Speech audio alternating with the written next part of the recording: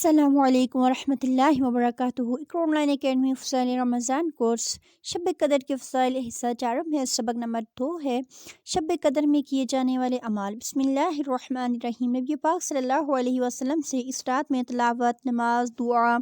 وغیرہ منقول ہیں، اس لیے مناسب یہ ہے کہ باقدر استطاعت تلاوت، نماز وغیرہ میں مشغول رہیے۔ ان صورتوں اور آیتوں کی بھی تلاوت کریں جن کے بارے میں کثیر ثواب کی خوشخبری دی گئی ہے۔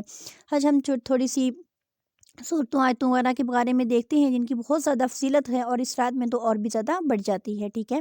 لیکن سورہ بقرہ اور آل عمران کی آخری آیتیں جن کا پڑھنا ایک رات کی عبادت کے برابر ثواب رکھتا ہے، آیت الکرسی جس کو قرآن کی افضل آیات ہونے کا شرف حاصل ہے اور جس کا پڑھنے والا مرتے ہی جنت میں داخل ہو جاتا ہے، سبحان اللہ۔ سورہ زلزال جس کے پڑھنے کا ثواب آدھے قرآن کے برابر آتا ہے، تعدل نصف القرآن جسے کہا گیا ہے، ترمذی کی حدیث میں آتا ہے کہ اور سورہ اخلاص کے بارے میں آتا ہے کہ جس کا ثواب تکھائی قرآن کے برابر ہے، تعدل ثلث القرآن۔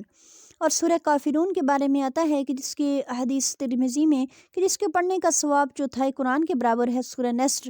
جس کے پڑھنے کا ثواب بھی چوتھائی قرآن کے برابر ہے، تعدل ربع القرآن، سبحان اللہ۔ سورہ یاسین جو قرآن کا دل ہے، جس کا پڑھنے والا بخش دیا جاتا ہے اور جس کا پڑھنا 10 قرآن کے برابر ثواب ہے، من قرأ یاسین کتب اللہ لہ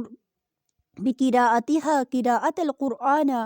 قرآنی 10 مرات، سبحان اللہ۔ دیکھیے ترمذی کی روایت میں کیا آتا ہے کہ 10 دفعہ قرآن شریف پڑھنے کے برابر ثواب ہے، تو باکثرت استغفار پڑھیں، نیز سبحان اللہ، الحمدللہ، اللہ اکبر کی تسبیحات کی جائیں، استغفر اللہ پڑھا جائے، نبی پاک صلی اللہ علیہ وسلم پر درود شریف پڑھیں، اور اپنے لیے اور اپنے دوستوں رشتہ داروں کے لیے پسندیدہ دعائیں مانگیں، مردوں کے لیے بخشش کی دعائیں مانگیں، اپنے ہاتھ کان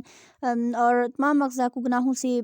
حفاظت کے لیے بھی دعا مانگی جائے۔ اپنی وسعت اور گنجائش کے مطابق صدقہ بھی کرنا چاہیے، جس دیکھیں اگر ہم نے صدقہ کیا تو ایسا ہی ہوگا جیسا کہ ہم نے کیا کیا، 1000 مہینوں تک صدقہ کیا۔ تو دیکھیں ان راتوں میں جس قدر ہو سکے تو ہمیں کیا کرنا چاہیے، نفل، نماز، تلاوت قرآن یا تسبیحات میں مشغول رہیں۔ ان راتوں کو جلسوں تقریروں میں صرف کرنا یہ کیا ہے، بڑی ہی محرومی میں داخل ہے۔ تقریریں تو دیکھیں ہر رات ہو سکتی ہیں، لیکن عبادت کا یہ وقت ہاتھ نہیں آئے گا، کیونکہ دیکھیں یہ پیغام ہے، پہلی امت کی عمریں لمبی لمبی ہوتی تھی، تو اب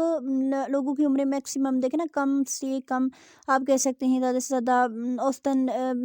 55-60 سال، تو اس سے اوپر دیکھیں نا آپ کر لیں 70 سال ہی کر لیں، لیکن کیا فائدہ۔ دیکھیں 20 سال تو زندگی کے لہو لعب کھیل تماشے میں گزر جاتے ہیں، 20 سے 40 تک کا زمانہ مضبوطی کا، قوت کا ہوتا ہے، تو یہ زمانہ دراصل کچھ کرنے کا ہوتا ہے۔ لیکن دیکھیں نا اسی زمانے کی عبادت کو خدا پاک نے بہت محبوب قرار دیا، جوانی کی عبادت ہے نا، لیکن جوانی میں دیکھیں کہ انسان شیطان اور نفس کا غلام بن جاتا ہے، اللہ یہ کہ کسی پر فضل ربانی ہو اور صحبت صالحین میسر ہو۔ لیکن 40 اس کے بعد کیا ہوتا ہے، 40 سال کا جو زمانہ ہوتا ہے اس کے بعد کا، تو وہ ہوش کا زمانہ ہوتا ہے کہ آدمی کہتا ہے کہ میں ذخیرہ آخرت کرنا چاہتا ہوں، مگر کیا ہوتا ہے کہ اس وقت بیماریاں اور دیکھیں کمزوریوں نے کیا کیا ہوتا ہے، اس کو گرفت میں لے لیا ہوتا ہے، لیکن کیا ہوتا ہے کہ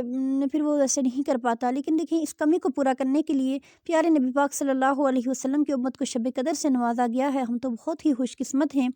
کہ ایک رات کی عبادت جو ہے تو دیکھیے کہ 83 سال کی عبادت کے برابر ہمیں ثواب ملتا ہے۔ اس لیے امت محمدیہ کا فرض یہ ہے کہ اس رات کے حاصل ہونے میں بھرپور کوشش کرے، یہ عطیہ خداوندی ہے، اس کی قدر کرے، انعام ربانی ہے، اس کو خوب خوب وصول کرے۔ اس تحفہ سے محرومی گویا سارے ہی خیر سے محرومی ہے۔ جاگنا ہے جاگ لے افلاک کے سائے تلے، حشر تک سوتا رہے گا خاک کے سائے تلے۔ تو ہر آدمی کو چاہیے کہ اہتمام کے ساتھ یہ تمام اعمال کرنے کی ان 5 راتوں میں کوشش کریں، تو اللہ پاک ہم سب کو ان 5 راتوں میں راتوں میں اللہ پاک عبادت کرنے کی ہمیں توفیق عطا فرمائے، آمین یا رب العالمین۔